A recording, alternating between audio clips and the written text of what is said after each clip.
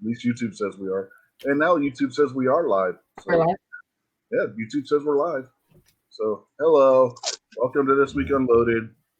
Buck G23 was supposed to send you a link. If you didn't get it, it's his fault. Um, so far with us tonight, we have Mystic Guns, aka Stacy. How are you tonight? I'm doing awesome. How are you? Not too bad. And next we have G23, aka Daniel, or do you prefer Dan? Dan. Okay. How are you tonight? Not bad. Thanks for the invite. Yep, no problem. And then last but not least so far, we have the Kingpin, aka David Bowling. How are you tonight? Doing swell, man. Thanks for having me. Yep, no problem. So, what are we talking about tonight? We're going to talk about some Old West guns because why the hell not, right? So, does anybody? I thought we were talking about it. What? We're talking about what? I thought we were going to talk about that it's Mother's Day and we have Stacy on the panel. I thought that was the whole topic. I was lied to. I don't know who told you that, but okay. Anyway.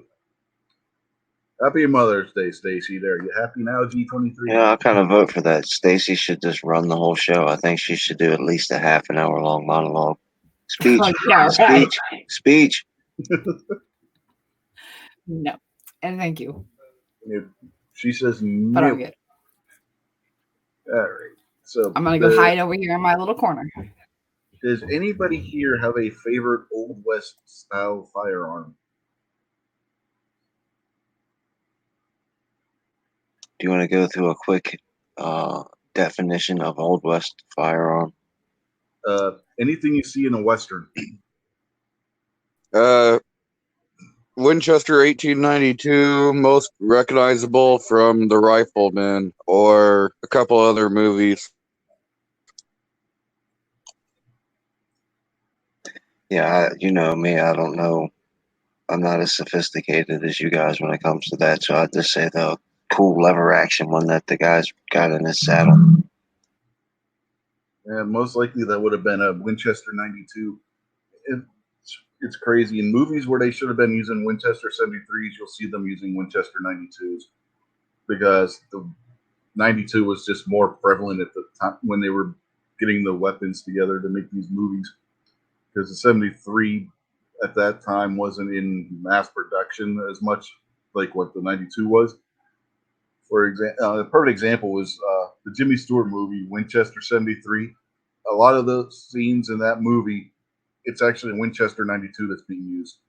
The funny part is when you watch the shooting contest where Jimmy Stewart wins the Winchester 73, he's using a Winchester 92 to win the contest. When the movie takes place before the Winchester 92 was even invented by or patented by John Moses Browning. So, that's just the craziness of Hollywood when it comes to accuracy in these movies. Yeah. Uplift Mofo Party Plan out there says he likes the Remington 58. You got good taste, sir. I like that revolver myself.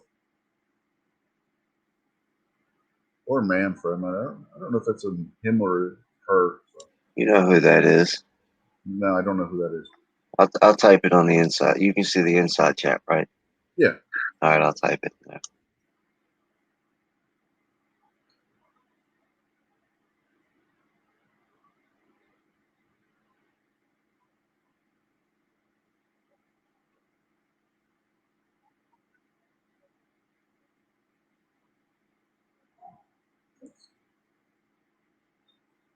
Oh, he changed his name again. Okay. Right. Gotcha. But, yep. I do like the Remington 1858. The lines on those things are just beautiful.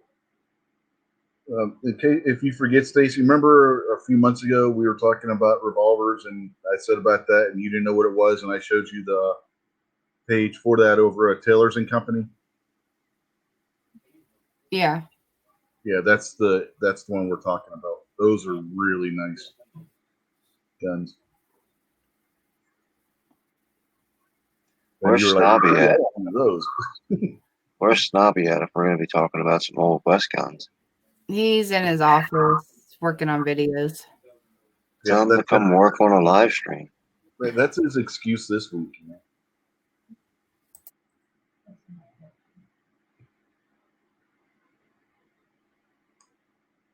I'm pretty sure that's been his excuse for the last 3 weeks.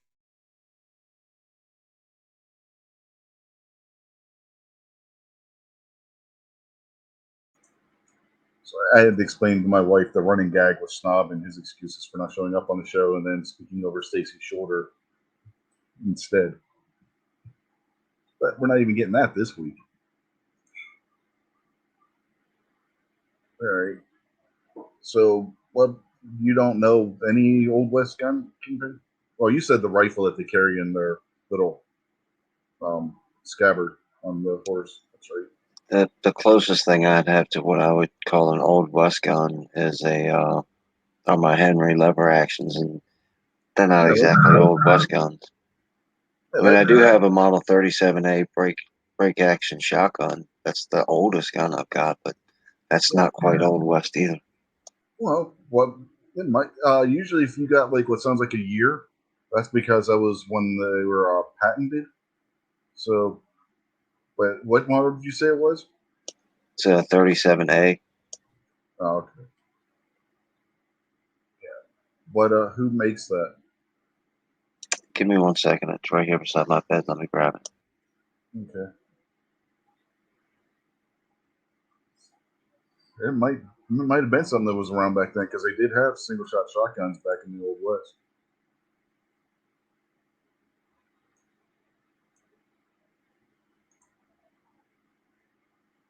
But yeah, that's one thing I don't have on the, when we get to it on the list of things is the shotguns. Most shotguns back then were basically the same thing. If you got one from one brand, they were the same. They're basically the same as the other brands. There was nothing really different among the like. If one double barrel shotgun was almost identical to another brand's, so the actions. It's a Winchester 37A.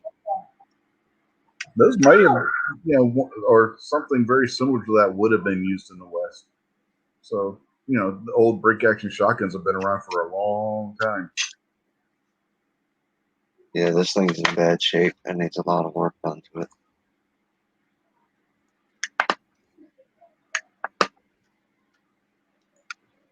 And yeah, remember the West lasted. A lot of people don't realize this. I mean, until the 1900s. I mean, the 20th century, the Wild West, extended into it. You had the early period, middle period, and then the late period, essentially, kind of almost like the kingdoms in Egypt. How you had the Old Kingdom and the New Kingdom and the Middle Kingdom. It was basically the same thing with the West. You had the early period, the middle period, and then the late period, which late period ran into the 20th century. A perfect example would be the movie The Wild Bunch. That would have been late period Wild West, and you had guys wearing like World War I style army uniforms in that movie, disguising themselves as soldiers carrying 1911s.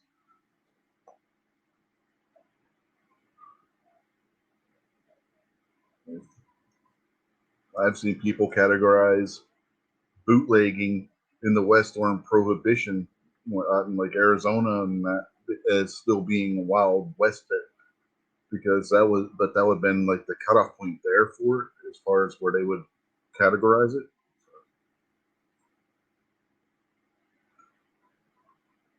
Rob.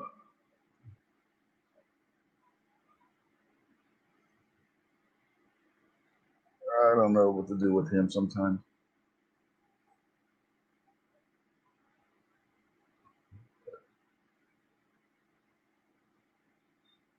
Yeah, Did you see the video of Rick's Uberti or whatever you call it?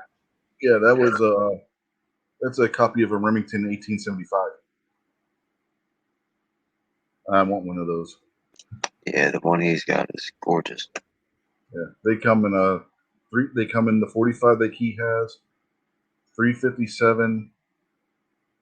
I want to say 4440 and 38, and I think that's it. If I remember right, it comes in those three calibers. But they're really nice. I was playing around with the Taylor's and Company version, same gun, but Taylor's and Company does a little bit of work to it, smooths out the action and stuff, and they are really nice.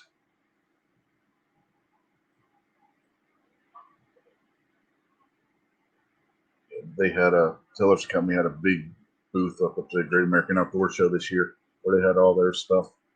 Well, not all their stuff, but they had a good selection of their stuff up there, and they had some really nice guns.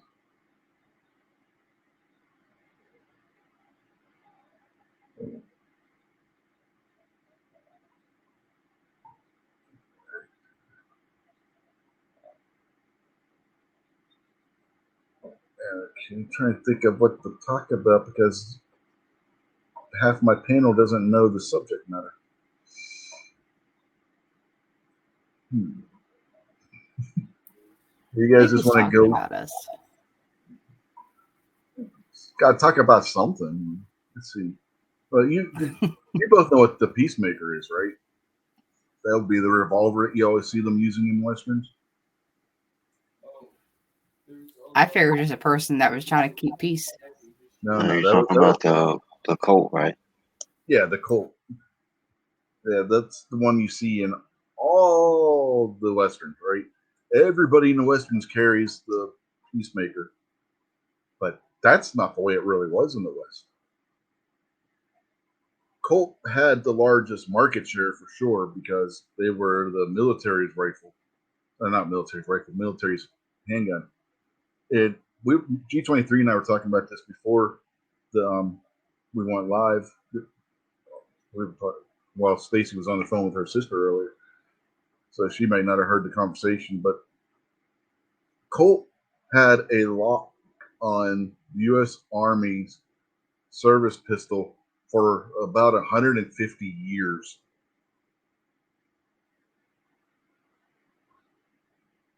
Between the different models that they had, the Dragoons, the Navy. I know it's a Navy pistol, but just because it's called the Navy doesn't mean it was bought specifically just by the Navy. The 1860 Army, then the open top revolver, which looked like the Captain Ball revolvers like the 1860 Army, but it was actually designed and made for metallic cartridges. Then after that, you had the Peacemaker. Then after the Peacemaker, you had the 1908. Then and then the 1911. It wasn't until the introduction of and the adoption of the Beretta 92 platform as the M9 that the United States military went away from Colt to another manufacturer as their primary handgun. That was a good 100 for that. You're talking 1830, late 1830s, early 1840s, all the way up until the 1980s. Colt was the main supplier of handguns to the United States military. That is a crazy length of time. And the best part is in all those eras, Colt wasn't necessarily the one that had the best option as a handgun, particularly when you're looking at the late 1800s, from 1870s, even the late 1860s to the 1908 when they had the 1908 and then the 1911. Those two, okay, for what the Army wanted, were probably the best choices at that time period. But before that, from right before the Civil War until that period, Colt wasn't necessarily the best handgun on the market. They just had the best marketing and name recognition with the Army. Before that, you didn't have a whole lot of revolvers because Colt owned the patent on it. They had to wait for the other manufacturers had to wait for Colt's patent to expire before they could jump into the game. So that gave Colt one hell of a jump Yeah, gee whiz, we're talking old guns tonight. So Colt got it.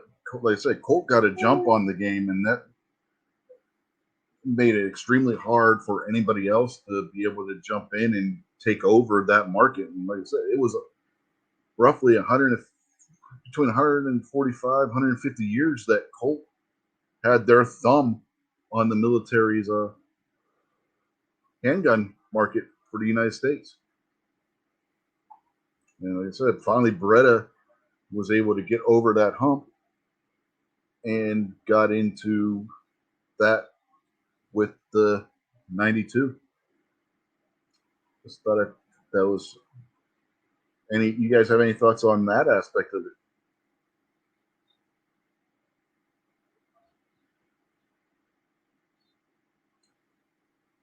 I didn't get back until you said something about thoughts on that aspect, so I didn't even hear what you're talking about. Okay. He probably purposely walked away. Uh-huh. Well, I was just talking about the Colt where they had the 145, 150 year deadlock on the purchasing of fire handguns for the United States military. So, thoughts on Colt having that locked down for that long of a time period? I mean, it's good to know that corruption wasn't new. You know, it's been around for a long time. That's obviously somebody was able to, rich guys were able to grease somebody's pocket. You know, and if something works, why change it? Yeah. And G Webs points out that because he invented the mass produced revolver. Yeah, exactly. And he had the patent, so no, as long as he had the patent, nobody else could even try to jump into the game yet with the revolvers. G's absolutely right on that part, that he invented the mass produced revolver. And, you know, as long as he had that patent, everybody else was stuck twiddling their thumbs trying to come up with something else. That's what I'm saying. If it's not broke, why change it? If something's working, why change it? And what he had was working, and nobody was coming up with anything better at the time. So, Well, not that part. That part's not corruption. We were talking about later into it when, you know, I think Kingpin's point was the fact that they held that for 100 and some years, even getting into the semi-automatic age. yeah, that's what I'm talking about. The depths of that, not the fact that he had a better product. That's why I mentioned also, he had a better product.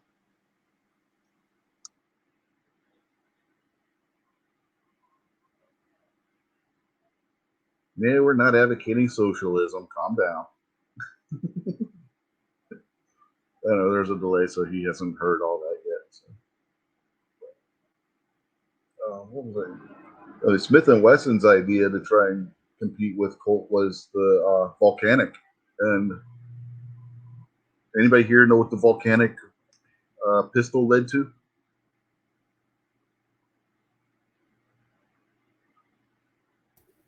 A volcano? No. It was named for volcanoes. That's where Smith and Wesson got the name. The Henry repeated. Exactly. The volcanic became. All right, I had candy in my mouth. Yeah, the volcanic became the Henry, which became the Winchester. So even though Smith You want and to know Wesson, how I learned that? um, I learned that because of the Firearms Inventors playing card decks that I got from your websites. yeah. So and well, I was going to say was even though Smith and Wesson didn't have success with the volcanic, it did lead to other things down the road. Excuse me. Benjamin Henry took the volcanic design, turned it into a rifle, and into a Henry rifle. Then Winchester bought that from him, and started in Winchester messing with it. They came up with the Winchester 66, which led to the Winchester 77. After the Winchester 77, Winchester had John Moses Browning working on Winchester rifles, and he ended up with what came after that in the In the 1880s, there were a couple different Winchesters. The 1890s, you had the Winchester 92, which is probably the most iconic of the Winchester rifles, regardless of what snob seems to think. It was not the Winchester 94. The 92 is the one that you see in all the westerns, like we were talking earlier. I mean, even movies that are about Winchester 73s, you see the Winchester 92, right? So,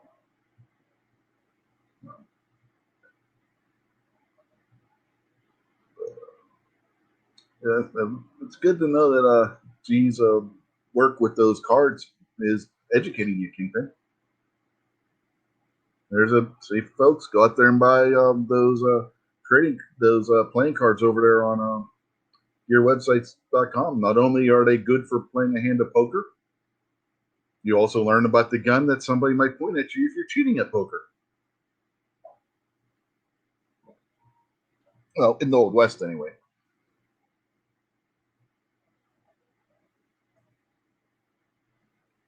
Oh, come on, guys. That was funny.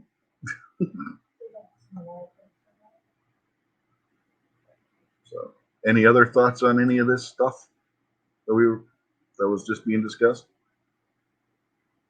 I would have laughed, but I was eating a Reese's stick.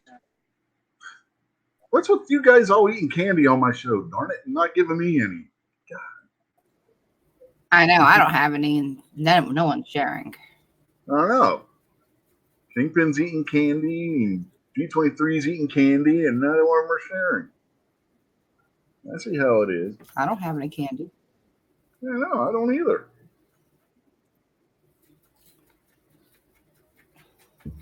$50-50. It's just 50-50.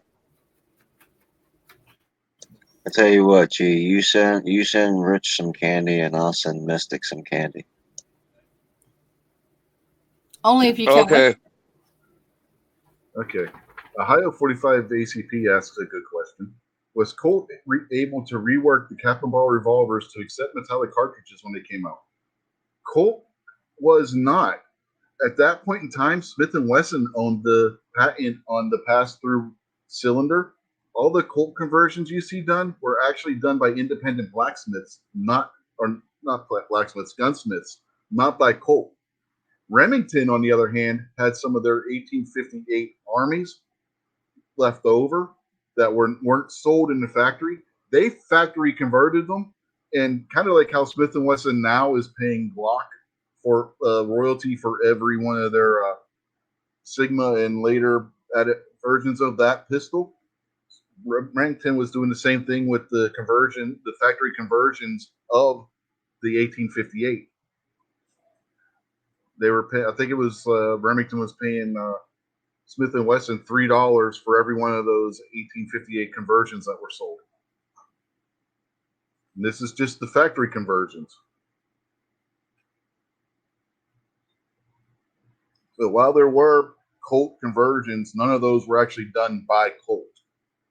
Those were all done by independent gunsmiths. It wasn't until 1872, I believe, that Smith & Wesson's patent on the pass-through cylinder expired, and that's when you had the Colt 1873 come out the next year. And before that, you had the Colt open tops, which were only produced for like a year or two, which were a stopgap between the Colt cap and ball and the 1873 single action army.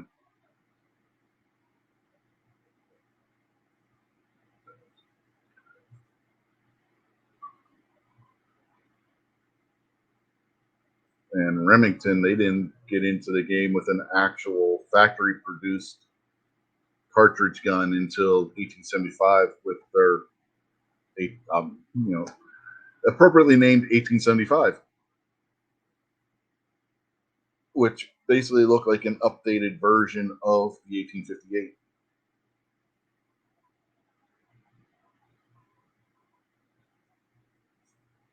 What would you guys say is the last real innovative thing that's come out of firearms that you could think of? Like, what was the last greatest thing that's come out?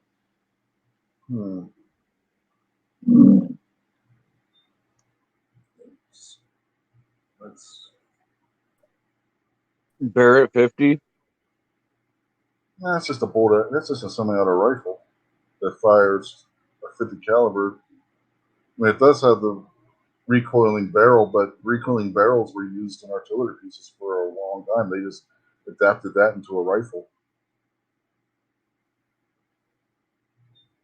And I don't even know if they're the first ones to do it.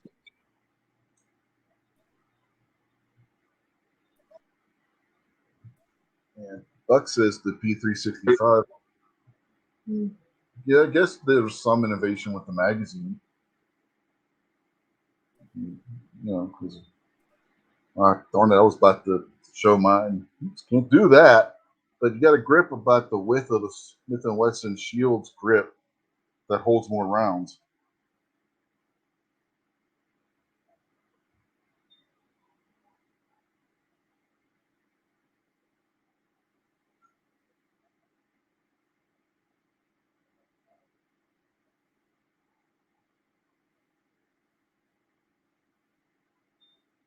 Yeah, US brings up another point here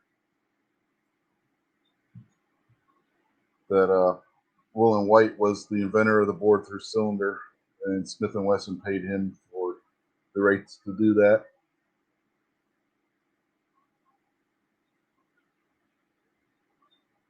The way I heard it, it was that Smith & Wesson actually bought the patent from him. So I don't know. Maybe you may have heard that different. Gee, I don't know. You know, different sources of one. It's one of those things where one source will tell you one thing, another source will tell you another. I heard that they actually bought the patent from him and weren't paying him royalty, but you know.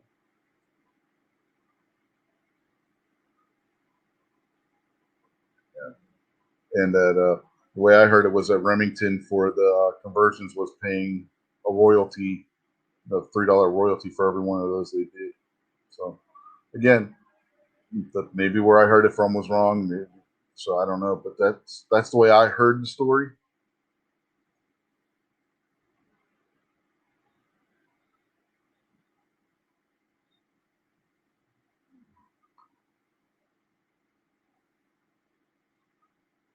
But yeah, the only ones that I know of that was actually factory produced, other than the Smith and Wesson, was when Remington was doing their conversion. And Remington was the only ones that were actually doing factory conversions of the cap and ball because of the patent, whether it was Roland White or Smith and Wesson.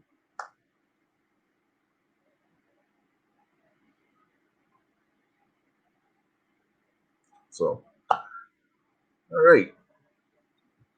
Yeah, I think me and Geobs are in agreement on the details part of it, because you read one book and it'll tell you one thing, another book will tell you another, and then which one's telling the truth, it's hard to tell because it happened so long ago and there's nobody that's still alive from back there to ask. You just got to go on.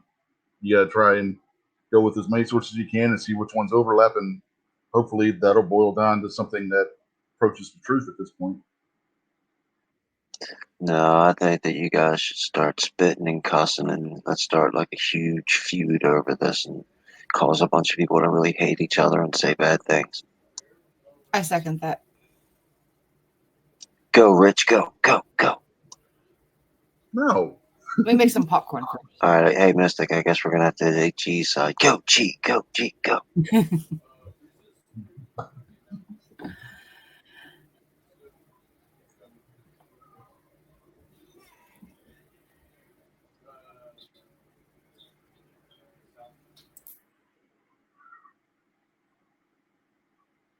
Now, budget's in there, so budget can be the final word and everything. I forget, what was the question we were supposed to be answering?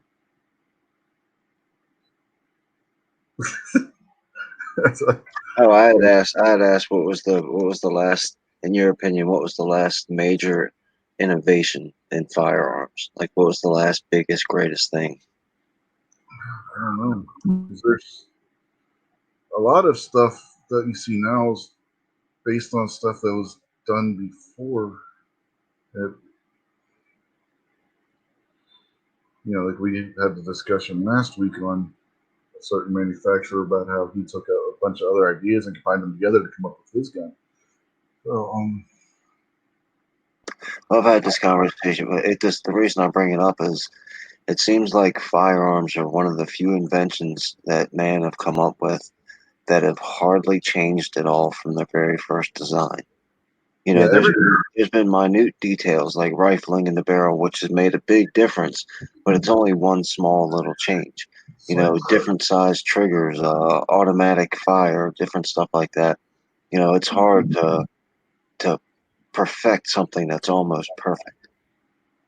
yeah, and a lot of, like you're saying, a lot of the stuff you see, it may seem new now because it's been so long since somebody else had done it. So now then somebody else comes up with the idea and it looks like it's something new, but it's actually something old. You just don't realize it. You know what I mean? It's like if somebody now would come up with the grip cocking action, somebody who doesn't know that the HKP7 existed might think that that was a new idea, when really that's from the 1970s and into the 80s.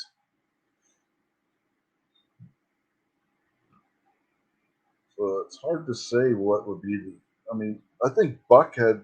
I think it was Buck that brought up the magazine for the P365 out of. I think that would be the most recent innovation, and that's in its magazine. Having a magazine that holds as many rounds as it does, but still being as small and as small in the grip.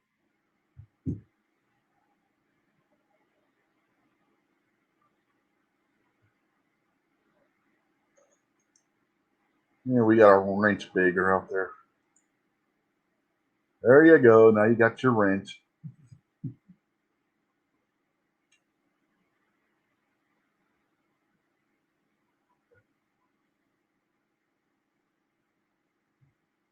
But you could probably look at it either way, really, budget. Whether it's a great invention or whether it turned out to be a kind of blasé invention that just happens to be super important. Yeah, kind of like how we were. I don't know if you were here, but we were talking about how the volcanic led to the Smith and Wesson volcanic led to the Henry, led to the Winchester, led to just about every other lever gun that's ever been made. The volcanic may not in and of itself been a success, but it certainly spawned successes.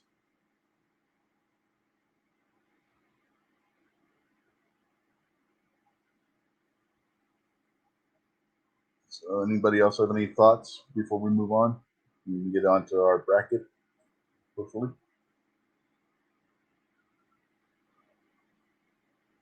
Thoughts? What's that?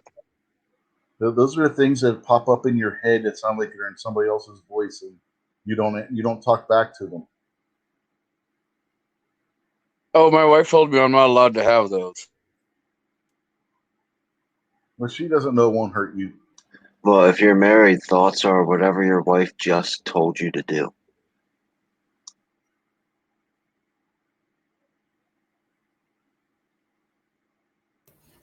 Why don't you ever tell Snob that? Snob's on a different level than the rest of us. No, he's not.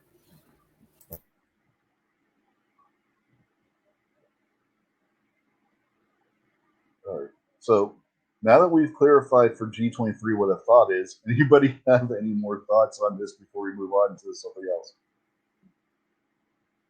Absolutely not. Yeah, just move on, man. Okay. So are we ready to do a bracket on Old West guns? Have we had enough? No more asking questions. Just get to it. Shut up. Have we had enough of a primer where we can comfortably get on with the bracket? Haven't you learned your lesson all the time you've been on the internet? You never ask the internet important questions. You did. So Yeah, but I'm stupid. well, at least you admit it. That's progress.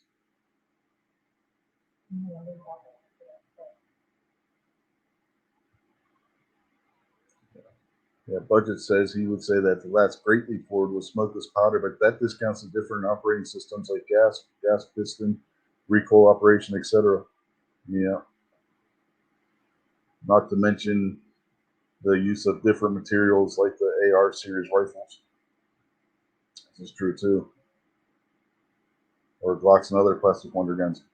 You know, budget, unless you're working or spending time with your wife, which you're cheating on right now by being up there in the YouTube chat, you do have a link. You could be coming in here and all those paragraphs you just typed, you actually could have said.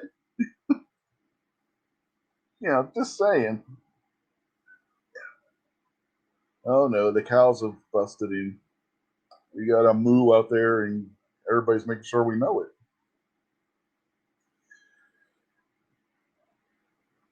Okay, are you two done kissing up the moo yet?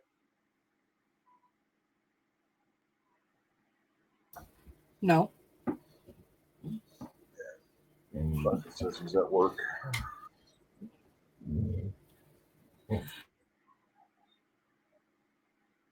All right, where's that damn screen share button? Let's see if it works. All right, and everybody seeing? Are you guys seeing the bracket? Negative.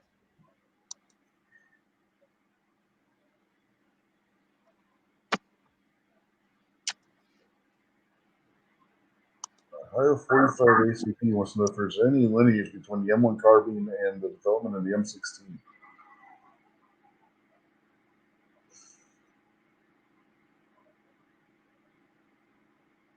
And everybody's saying no, they're not seeing the bracket. God dang it. I don't think I sent Moo a link. Moo's scared to jump in here because he's afraid he's going to be put on timeout. If you want to send him a link, Stacy, if you got his email, you go right ahead and forward him the link. Says I'm having connectivity problems. I don't have it. David might have it. Oh, darn it. I have Moo's address. Okay.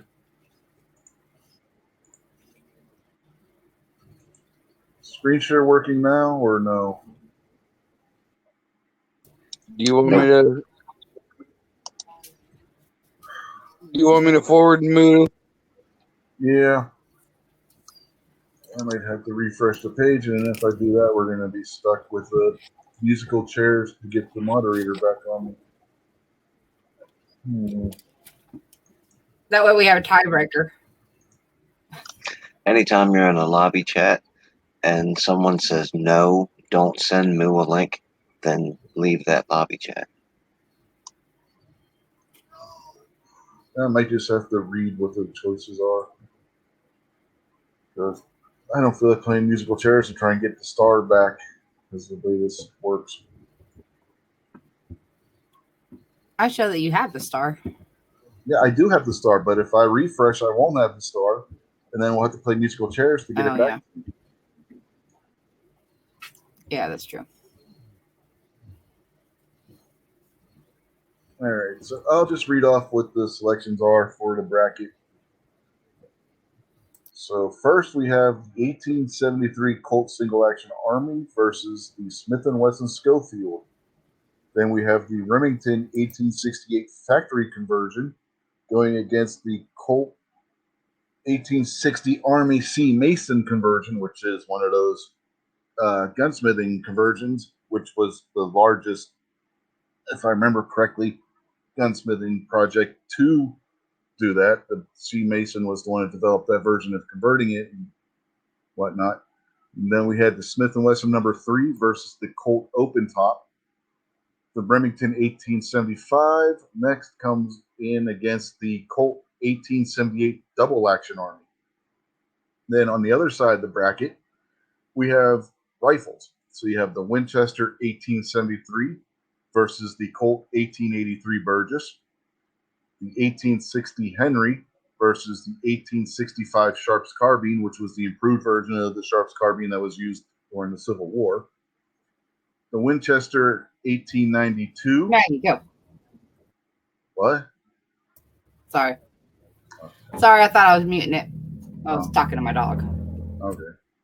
Anyway, we've got the Winchester 1892 versus the Marlin 1894. And then the Winchester 1876 versus the Winchester 1894. So there is your bracket. or has Moo jumped in yet? Probably not because he's been quiet. That's all you can tell if Moo's jumped in or not. When you're not looking, is What are if you saying? He's noisy. well, if it's quiet, Moo's not there. Did you see Rob's comment? Moo's got the link. Did you see? Did I see Rob's comment? No, what did Rob say? Yeah, it's pretty funny.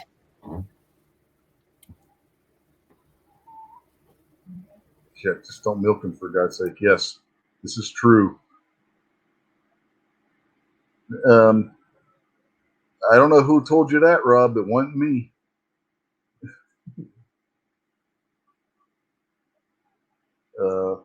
Clay wants us to have a Thunderdome I can- instead of a bracket. It was me. You want- I told Rob that you would be giving him a free gun after the bracket, so that's where he heard that from. So yes, Rob, it's confirmed. Rich will be giving you a free gun after the bracket. I don't think I have your email, Rob, to send you a link. You can't email him. I can. Yeah, but you can't email him a gun. You're gonna have to actually send it to his FFL. That doesn't work. No. I said email to send him a link. But congratulations, though, Rob. Whether you win or lose the bracket, Rich is gonna send you a new gun. No, I'm not. My wife said you can. Just find a key ring with the gun. My wife said that you can, Kingpin, since you said it. So, Rob, Kingpin is going to send you a new gun. A brand new Kimber. Come on. That's just silly. So anyway, G23, did you send Rob an email, please?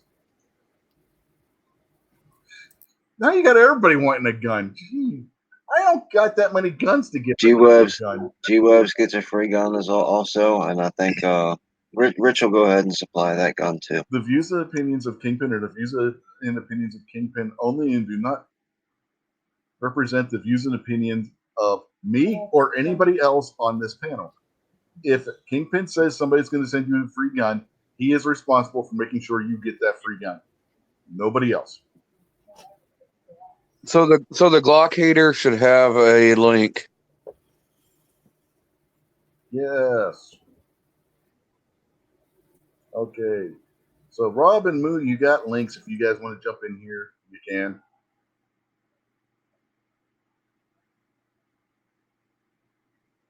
Buck? All right, Stacy, you're gonna have to send Buck this gun.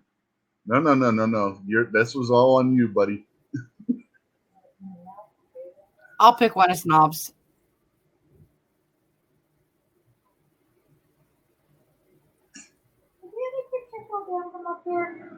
Yep. You gotta find it.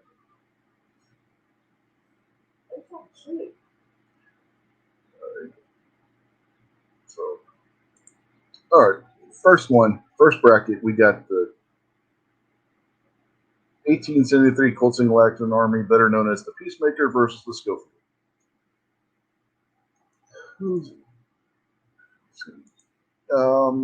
We'll start with Stacy.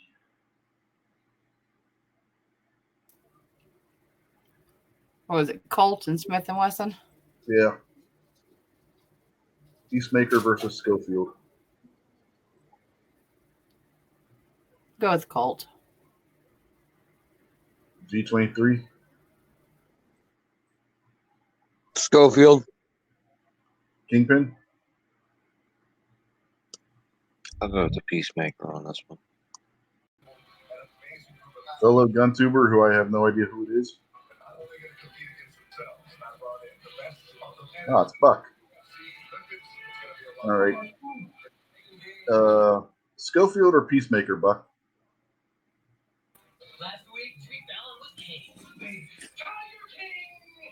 This week, there's Dwayne Johnson, Seth MacFarlane. Yeah, where am I? And Chris Evans. Plus, Lady Isabella. Where are you? Yeah, I see me now. You're there. You want to Peacemaker. go Peacemaker? Okay, I would say Schofield, but Peacemaker moves on at this point, so I need to go over here to my bracket and write that in there. All right. Next, we have the Remington 1860 factory conversion versus the Colt 1860 Army C Mason conversion. Excuse me. And we will start with G23. Oh, we lost Buck. Oh, G23, which one would you go with?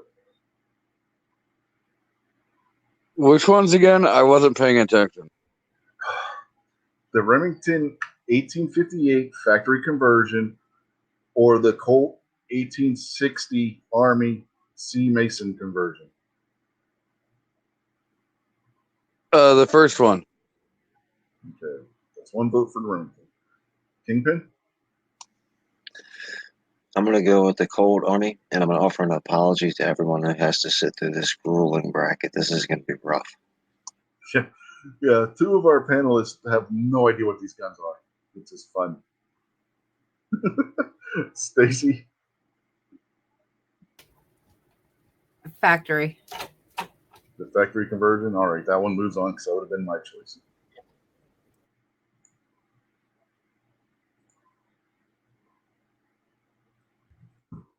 Me and Mystic are pretty much just saying words, right?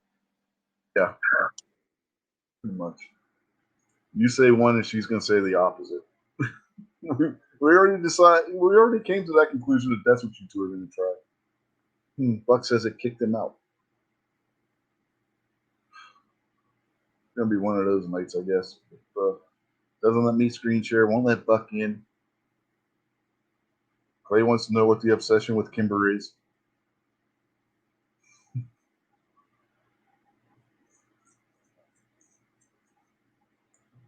G says this is the best show this afternoon so far. Guess that's not saying much for the other shows. All right. Well, this is the only show giving a gun out to everybody in the audience. No, we're not. Quit telling people that. The Glock hater showed up. Robin here? Okay. Yeah, you left the door open. Well, if we left the door open, a cow would have wandered in, and he hasn't gotten in here yet. So. Thanks for the invite. Yep. All right.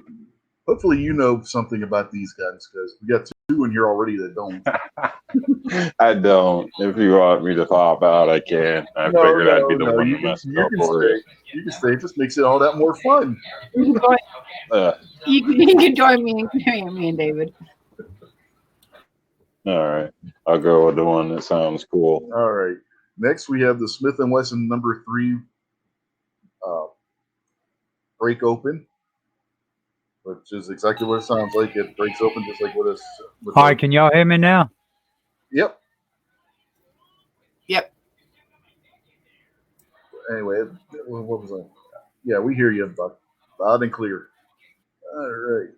I was explaining what the number 3 Smith & Wesson was. It's break open. It sounds just like what it sounds like. It breaks open just like your single shot or double barrel shotgun would. Some kind of, and then it kicks out the shells and then you reload it and close it up. It's probably the fastest loading revolver of the Wild West period. And the Schofield, which lost earlier, was actually a development of the number 3. And the number 3 lasted until the early 20th century. That was one of the most successful pistols of that time for Smith & Wesson. So, and that's going against the Colt Open Top, which was the stopgap for Colt between the Captain Ball revolver and the 1873 single action Army. Yep. It looked like. Hey, Rick. What? We might want to end the bracket because midnight's going live in 30 minutes. Already? Notification just went out. I didn't get a link yet, so. Yep. Wait a minute. He ain't messing up my party. Yeah. Come on. Where were we? I just figured this out. Yeah. Anyway, we got the Colt Open Top, which, like I said, which is the stopgap. It looks like a Captain Ball revolver, but it's actually a cartridge revolver from the factory. Colt only made them for about 2 years. All right. So now we got that settled. Kingpin, which one would you pick? What are their names again? Just give just the regular names. The Smith You and want the Wesson number SNW 3. and the Colt open top. I'll go with the open top. All right. Rob?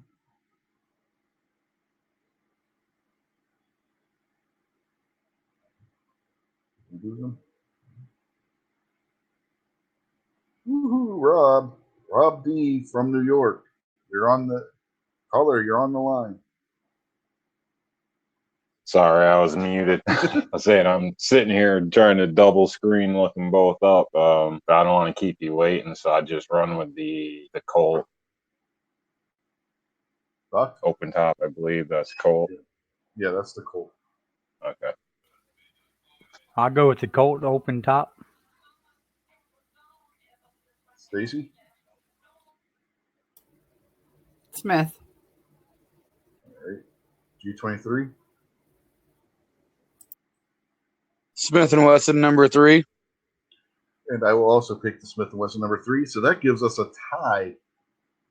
We go out to the audience. And remember, anybody on the panel does not qualify as audience. You've already got your one vote. So when I say go, type Smith & Wesson or Colt out there in the chat. Well, Everyone usually, pick SNW. and that's usually me typing in the SNW. channel, but I don't know much about it, so I'm not typing. Smith & Wesson is the better revolver here. Everybody in here that said Colt was wrong. It's the truth. Now we got one Smith & Wesson. Another Smith & Wesson.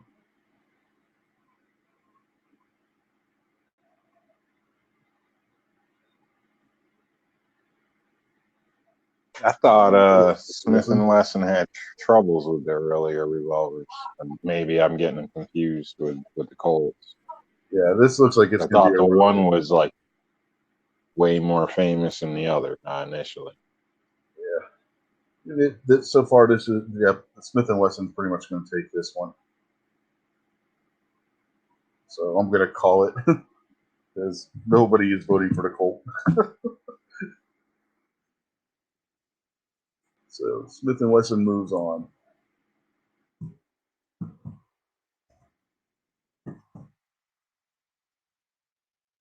All right. Next, we have the Remington 1875 versus the Colt 1878 double action Army, which again was a very limited run firearm because the Army chose not to adopt that and stuck with the Colt single action Army instead of the double action. And this one had a frame that looked similar to a modern double action, but it was still a loading gate style loading on it. So who do we start with? We start with Rob. The Colt or the Remington?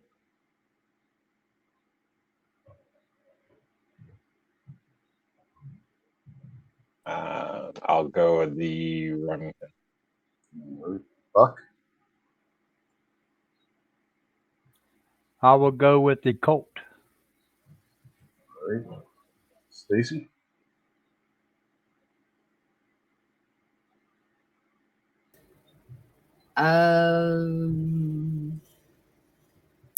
Colt. G23? Colt double action for the win. Kingpin? Say their names one more time because I've heard of these guys. The Remington 1875 or the Colt 1878 double action Army? I'm going to go with the Colt on this one. All right. Rob? Yes. Did I already call you?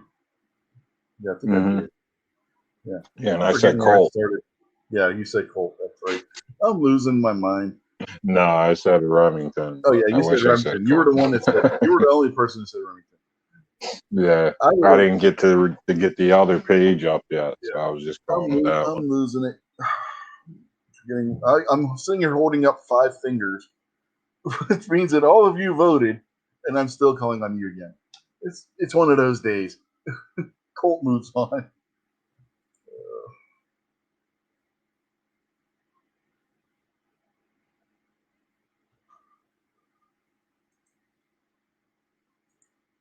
Colt. Double action army.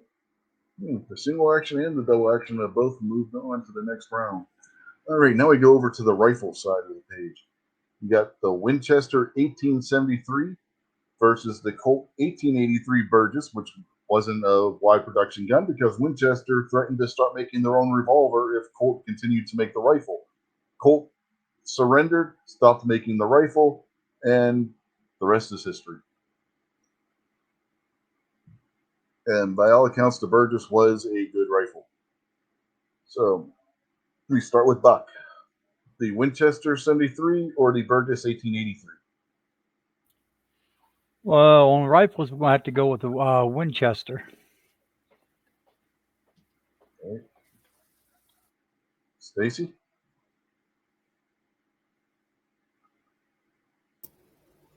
I'll go with Buck with the Winchester. G23?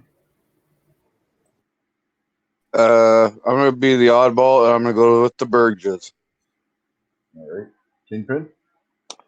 I too am going to go with Buck and not Mystic, but definitely Buck and go with the Winchester.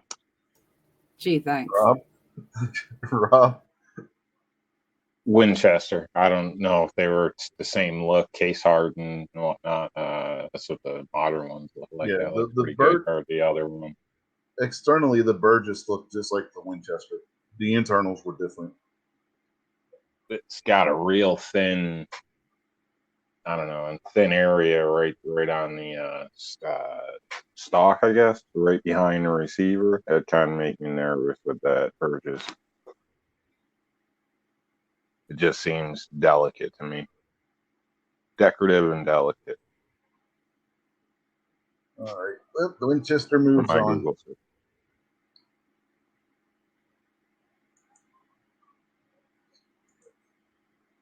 $18.73 moves on. But so far, we've had both the rifle and the pistol from 1873 move on in this bracket. Just as an aside, interesting concept where we had two things from the same year moving on. All right. Next, we have the 1860 Henry versus the improved 1865 Sharps Carbine. And that'll be back to Stacy going first.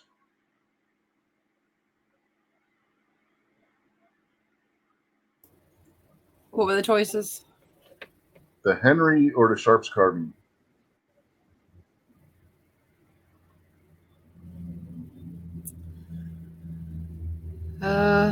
Henry. G23? This far superior Sharps carbine. You're probably the only person who ever thought the Sharps Carbine was superior. Same. Kingpin? I think that Mystic might be looking at my paper because I voted for Henry as well. Rob? Looking at the two, I'd say the Henry. Again, I'm just going by look. Buck? I guess I'll go with the Henry. Yeah, that would have been my choice as well. For the time, it seems like you'd be more likely to actually hit something.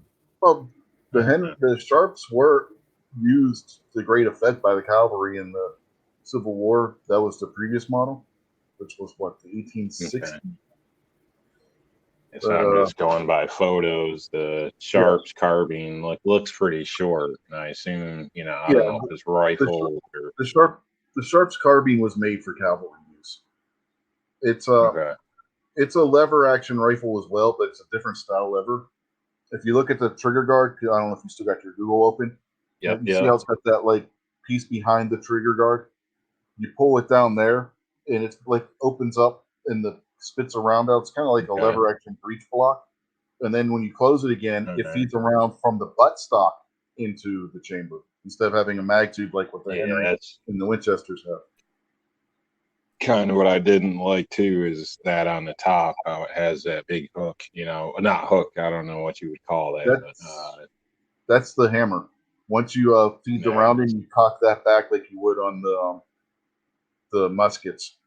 It doesn't cock the hammer at the same much time. rather go with the Henry style.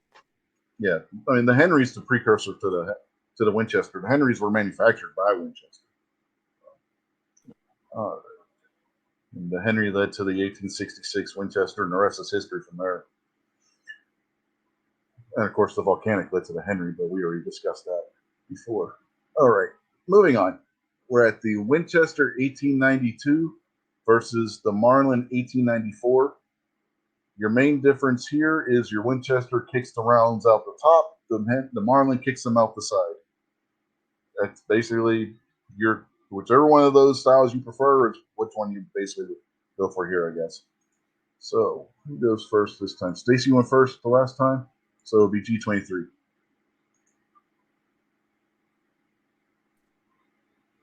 The Winchester, which was carried in the Rifleman TV show, and in a couple of movies with the Duke. All right, Kingpin. Are we talking about side ejection versus top ejection? Essentially, Side ejection. okay, that would be a Marlin. Rob. Yep, I would say the same thing for the same reasons. Plus, I love my 795, so I'm a little biased. All right, so you're going Marlin. Buck. Yeah, it seems like it's advanced at that. Like, that's what most firearms are nowadays. So, Well, you can still get the Winchester as a top kick action. So. But all right, moving on. Buck. I like the Marlin myself. All right, and Stacy.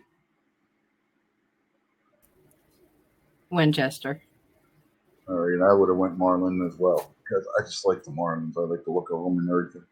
So Marlin takes that over what is probably the most iconic of the Winchesters. At this point, it just came down to whether you prefer top ejection or side ejection. I always got annoyed with top ejection because it puts it out right in your sight picture, and that just annoyed me. All right, next we have the battle of the two large caliber Winchesters. You have the Winchester 1876, which was available in 45-60 and 50-60. I don't remember the second caliber or anything. Sorry. And then you got the Winchester 1894, which debuted the 30-30 Winchester, or the 30 Winchester, also centerfire, also known as the 30-30. Snob, your 94 is still there. Shut up. All right. Kingpin, you're first this time. I'm sorry, I didn't catch the names again. The Winchester 1876 or the Winchester 1894, which is where the 30-30 round debuted. Oh, the 94 for sure. All right. Who's next, Rob? Yeah, Rob. I'll go with the 76. I just like it, like the looks of it more, I guess. All right, Buck. We're gonna go with the 94. All right, Stacy. I'm gonna go with the 94, but not because Snob is his favorite gun, but because of Buck. So All right. I'm siding with Buck. Okay. Okay, works for me. G23. I'm gonna go with the 76 just to go against Snob. I I know Snob said it, but I love the 30-30 round, and this was the rifle it debuted with, so I'm gonna have to go with the 94. So, even though my vote didn't matter at that point, 74 had already, and the 94 had already won. Oh, this is interesting. Second round, we're gonna have a 94 against a 94. Small caliber versus large caliber. Then we go back over to the pistol side now. Colt Single Action Army versus the Remington 1858 Factory Conversion. And I believe that Rob goes first this time. I'll go with the Colt. Okay. Buck? I don't think I'm gonna go with the Colt.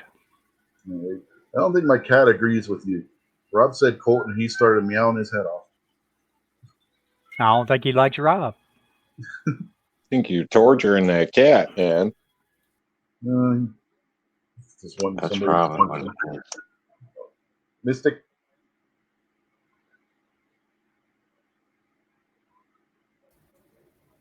Colt. G23.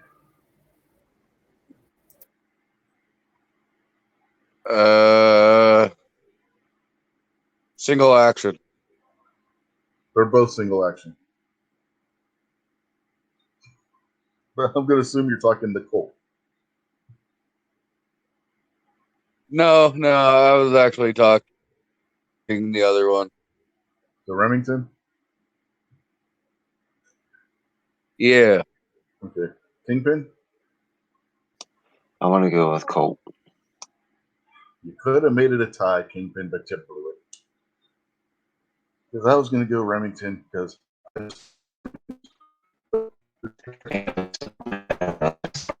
I'd always think Stacy. I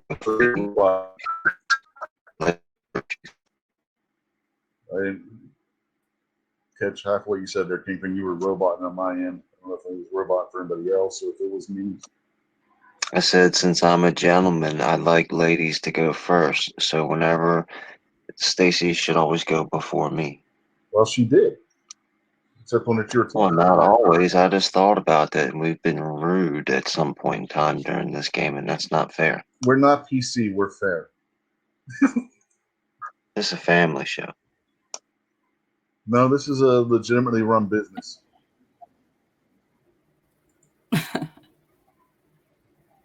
Well, somebody finally somebody caught getting that. paid? I thought this was a family show. This is It's a very business. I'm a legitimate dysfunctional one. businessman. Come on. No, Gary. The cat was Freak ends at the yelling end. in opposition. Oh yeah, by the way, Gary, everybody in the audience tonight gets a free gun from Rich and Mystic. No. And My Kingpin. wife said only Kingpin's the one that has to give away the guns because he's the one that came up with the idea.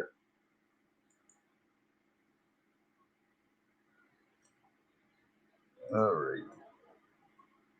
So we got the Smith & Wesson number 3 versus the Colt Double Action Army. Who went first the last time? Was it Rob or Kingpin that went first? I don't remember.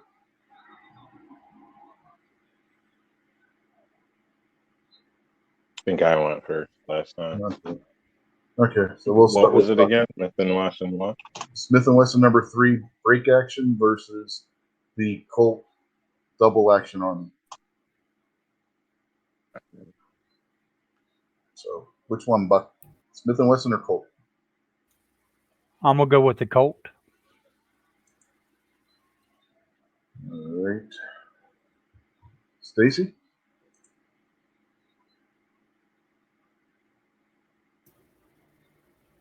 Colt.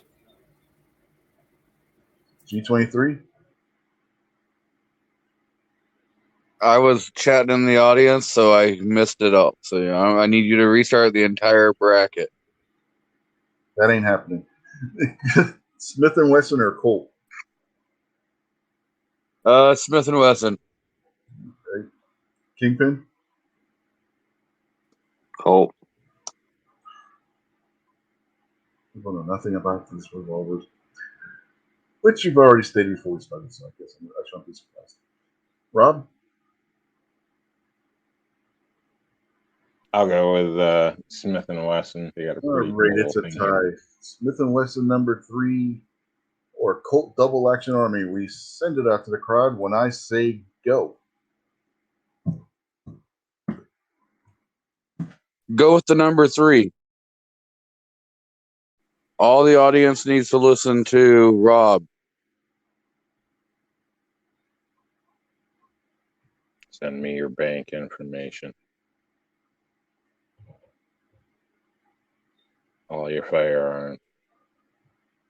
This is the Firstborn second child. No, time. never mind. No kids. This is the second time we've had a tie with the Smith & Wesson number 3. The first time the crowd went with the Smith & Wesson. If nobody starts voting, I'm going to roll that thing going this way. Yeah. Snob says Colt.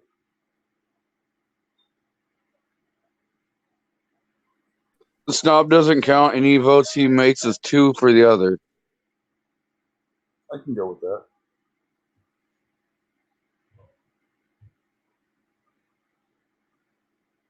Come on, folks, vote. G-Web says Colt. The double action Colt was a nice revolver, but the Army was stupid, which we already It know. looks nice. Looks nice, looks but like- I'm looking at like a little diagram thing here, and the one looks better to me than Smith and Wesson. All right, at Well, least Smith I and got a Wesson- better picture. The Smith & Wesson would be faster to reload, but the double action, you didn't have to cock the hammer every time you fired it. So you got, it was which were you more Yeah, worried you get the about, loading choice. fast or being able to shoot it faster? You know what I mean? So we got 3 votes out there for Colt, 4 votes for Colt. Looks like the Colt Double Action Army is going to take this one. Again, this is the second bracket I've been on, and they've both been rigged. If it was rigged, the Smith & There's Wesson no number 3 Glocks would in be- here. I demand a recount. Turn those machines back on. All right, I guess it's time to stop the voting because it doesn't look like anybody else is going to vote. And the Colt wins. Yes, they were fragile, but if they were fragile, why'd you vote for that instead of the number 3, G-Weds? You voted. It's your fault. You voted for the fragile gun.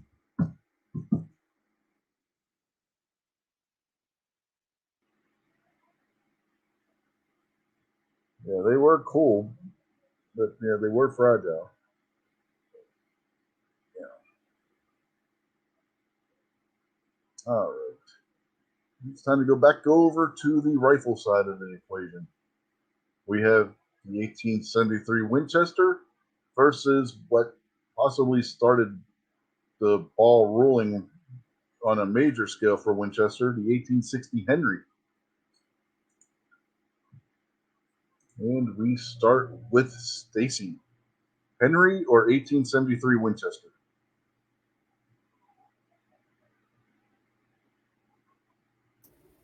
The Henry what? I know you're talking to her, but you said Henry something.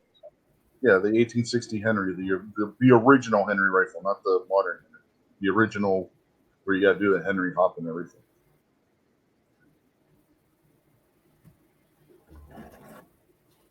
And I'll go with the Winchester. All right. G23?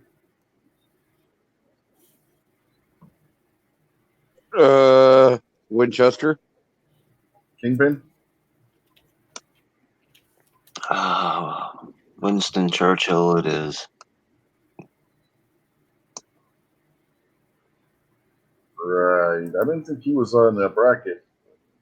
I'll put you down as a, I was going to say, I'll put you down as a Worcester Fire Sox. I'll put you down. I'm going to vote for Winchester. Well, no, technically they are both Winchesters. Oh, well. Rob?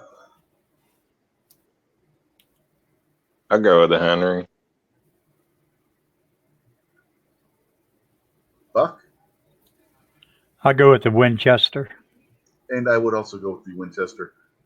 We'll put Rob's down as not knowing what the hell the rifles were. Sorry, Rob, I had to do it. That was just funny. I thought for sure that was going to be unanimous for the Winchester because the 1873 is an improved version of the Henry, essentially. So. Yeah, I don't know what I'm doing. I'm looking at pictures here. So. Yeah, I know. I'm lucky if I get enough time to punch it in to get a picture before you call. So. Yeah, I know. I was just messing with you.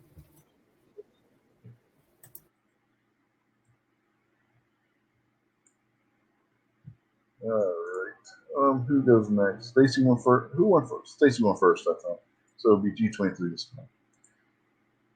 Marlin 1894 or Winchester 1894. One is a pistol caliber carbine, essentially the Western version, and the other is a standard rifle caliber rifle. I guess you could get it in carbine. Winchester. The Winchester. All right. And Kingpin? I'm gonna vote under protest because this is sexist. Stacy was supposed to go first, but I'm gonna vote She went Winchester. first last time. Rob? I'll go with the Marlin. Okay, so you're going pistol caliber carbine over rifle. Yeah. I just don't like the look of that other rifle. But I know it's not about looks or whatever, but that's what I'm going off of my now right here. Okay.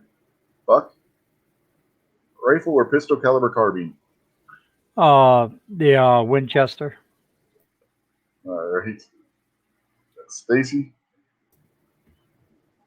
Winchester. All right. Winchester moves on.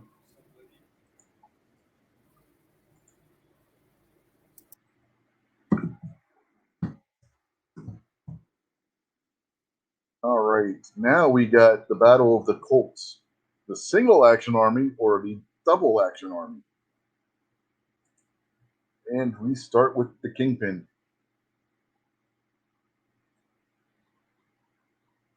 Double action. Okay. Rob? Yeah, double. Buck? Double for me. Stacy?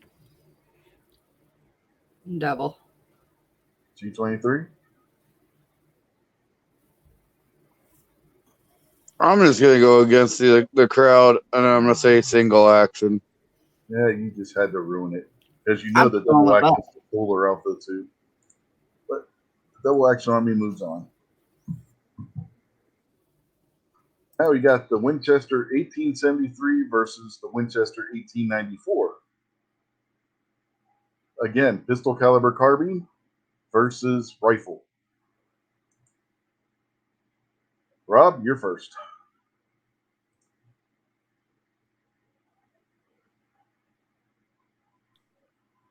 I'll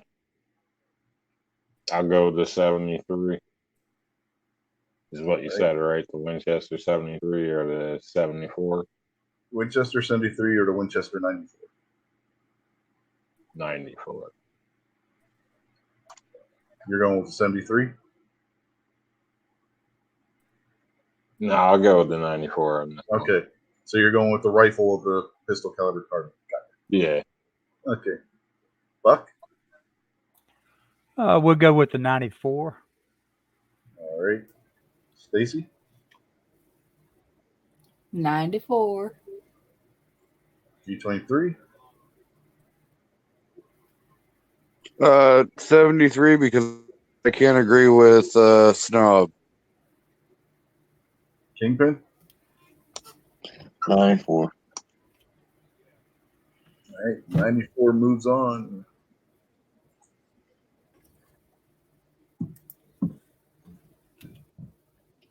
All right. We're down to the final. We got the Colt double action army from the pistol side taking on the Winchester 1894 from the rifle side. And we start with Buck. Oh, say that again now. You got the Colt Double Action Army or the 1894 Winchester. 1894 Winchester. All right. Stacy? 94. G23? Double Action Army. Kingpin? 94. Rob? 94. Yeah, the 94 wins. I would have went Double Action Army simply because that is the coolest gun on the list because of the fact that it was a double action. It was one of the first double actions that saw even minor success. But the 94 Winchester wins. Snob should be happy.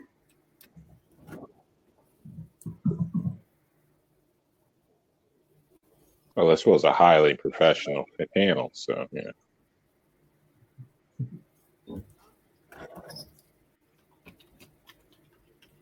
Yeah, next week I'll make sure to schedule a dentist appointment.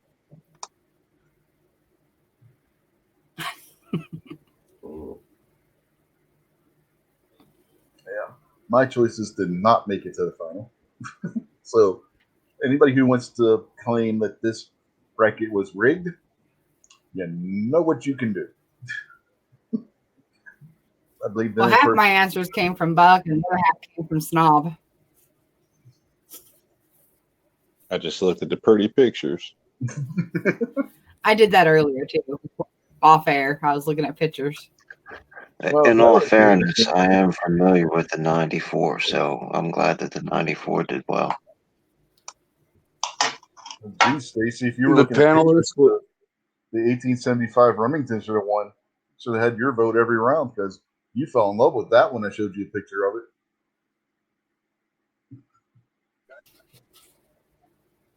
Yeah, I didn't look. I was mostly looking at. I looked at the pictures. I was mostly looking at the pistol ones, not the rifle ones. My I don't think I ever really looked at the rifle one pictures. my choice for pistol would have been the number 3, the Smith & Wesson number 3. That was legitimately probably the best pistol on the list. But it is what it is. Well, Snob shouldn't be able to say not my bracket. The coolest pistol on the list, even though like G-Webs pointed out, it was on the fragile side, was the Colt Double Action Army though.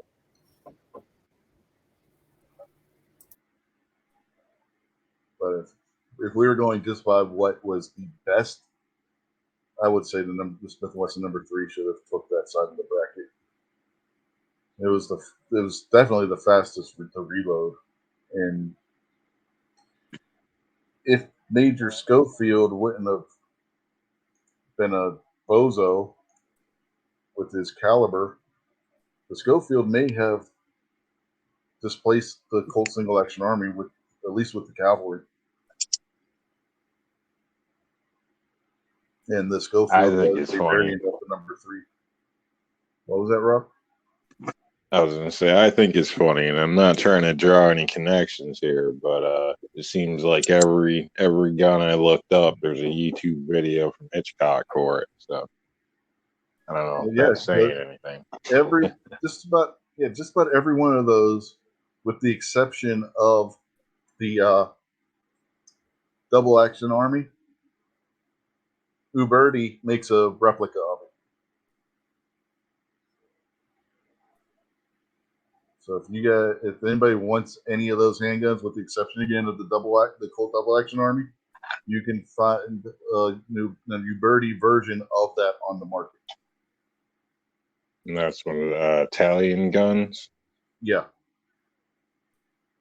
One of the companies that imports What them is they- is Taylor's and Company, which is based out of Winchester, Virginia. And some of theirs, they do trigger job on them and stuff, kind of like how Smith & Wesson does in their performance center on them. And they're really nice guns. What is their price range? Like on average, medium, It high. wholly depends. It wholly depends on which gun you're getting. Different guns, Okay. there's a higher price on. Like the Smith & Wesson number 3s cost more than the Remingtons or Colt replicas because the Smith & Wesson number 3 is more labor intensive because of it being a break action and having the spring-loaded Okay. ejector and stuff on it.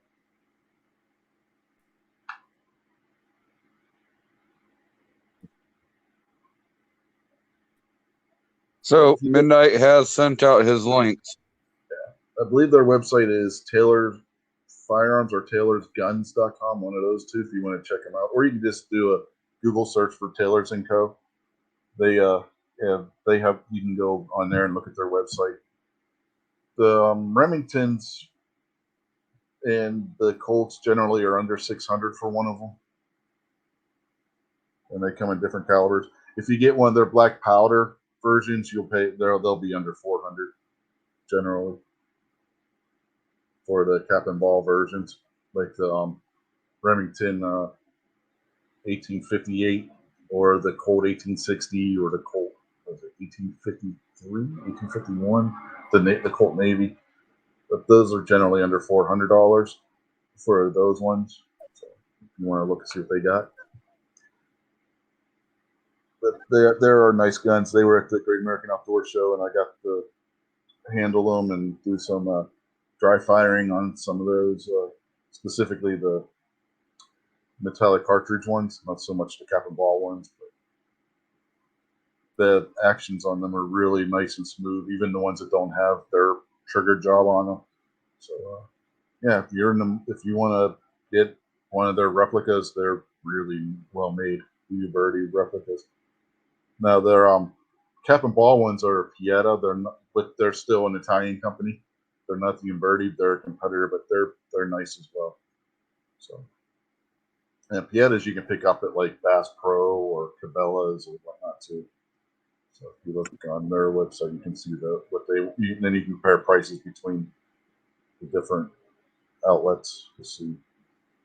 The Ubertis are harder to find than what the cap and ball ones are. But yeah, and you can always stop in your local gun shop. With the Ubertis having an FFL, they can probably order it for you. So that's another option you can do. If you Live streaming has stopped. Yay! We don't get to do outros because the thing's screwed up again. Midnight's got a pretty big foot. How's the feel going right up your butt? Well, I didn't do So- that You last must week. have failed your show. I think Night Strikes. So we're off the air now? Yeah, we're off the air. Yeah. All right, good. I think Night Strike's bandwidth is having issues tonight. Yeah, earlier I forgot to turn the YouTube part off. It had an echo in it. Yeah, it sucks when that happens. I All always right, try to y'all. hit I'm my getting ready volume to get to first. sleep. You guys all have a good night. I'll see you around this week. Later. Take care. Later, Kingpin. Later, Kingpin. Yeah, I'm not going to be able to go over midnight tonight because I got to get up early. Hell, I'm off for the next 2 days. One of my text messages from Snob said, Snob said it's still alive. Snob says we're still live because it's not broadcasting to YouTube. Yeah. I wonder if that's a delay. He says it still is. Huh. Yeah, I'm looking over there and I Says it's see still alive. Mike. Yeah, I'm